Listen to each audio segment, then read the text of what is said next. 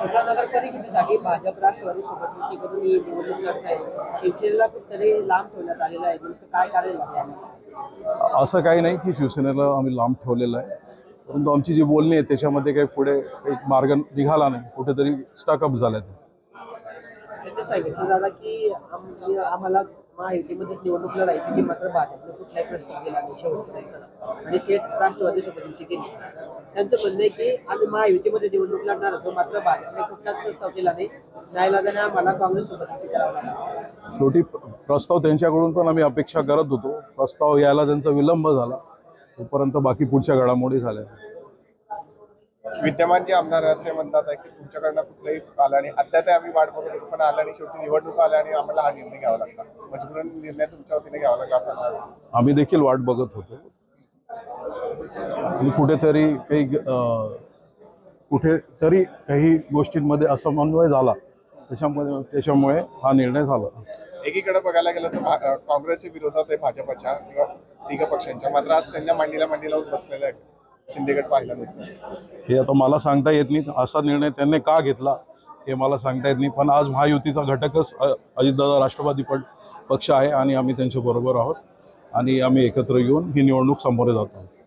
भाजपने स्वतःच्या फायद्यासाठी शिवसेनेला बाजूला ठेवला आणि राष्ट्रवादी सोबत युती केली असं चंद्रकांत सोनवणे म्हणताय. अजिबात नाही, असं काही नाही. काय आहे नाही, असं काहीच नाही आहे.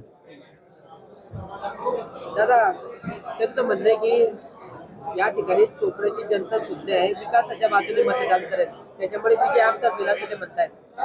आदरणीय मोदीजींवर विश्वास ठेवून पूर्ण भारतामध्ये आज भारतीय जनता पार्टीचा पंतप्रधान आहेत. महाराष्ट्रामध्ये आदरणीय देवेंद्रजींच्या आज नेतृत्वामध्ये आपण महायुती म्हणून लढत आहोत. तर तसंच जिल्ह्याचे आमचे नेते, उत्तर महाराष्ट्राचे नेते आदरणीय गिरीश भाऊ यांच्या नेतृत्वात आम्ही लढत आहोत आणि ही मैत्रीपूर्ण लढत राहील. याच्यामध्ये थोडेफार प्रत्येक पक्षाचे काही ना काही कार्यकर्ते असतात, कुठेतरी समन्वयाचा अभाव होतो, त्यामुळे कधी काही कटू निर्णय होतात. परंतु असं कुठेही नाही की काही हेवे दाव्यांमुळे असा विषय नाही. चोपडा नगरीचा विकास किती मोठ्या प्रमाणात करता येईल ह्याचा दृष्टिकोन सगळ्यांनी ठेवून एकत्रित सगळे आलेले आहेत. आपल्या बाजूने असेल का दादा? एकीकडे सत्ताधारी आमदार आहेत, दुसरीकडे तुम्ही स्वतः आहात. काय वाटतं कोणाच्या बाजूने जनता असेल? मोठं आव्हान वाटतंय तुम्हाला? हे जनतेने ठरवायचं आहे. पण गेल्या सगळ्या निवडणुकींमध्ये आपण बघतोय की भारतीय जनता पार्टीने विधानसभेमध्ये महाराष्ट्रामध्ये 90% स्ट्राईक रेट होता. आत्ताच नुकत्या हाती आलेल्या बिहारच्या निकालांमध्ये देखील आपण बघितलं की 92% स्ट्राईक रेट होता. तर त्याच पद्धतीने चोपडा शहर देखील असाच कल देईल याचा मला ठाम विश्वास आहे.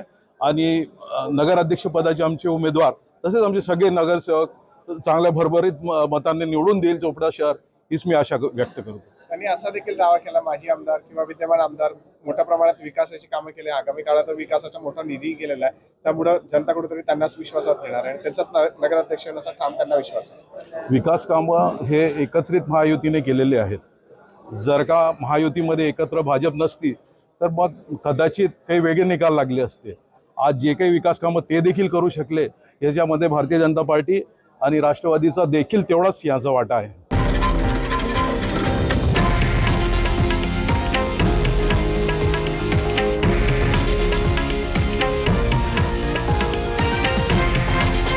हे आहे देशातील नंबर 1 न्यूज नेटवर्क आणि आपण पाहत आहात TV9 मराठी, एकमेव.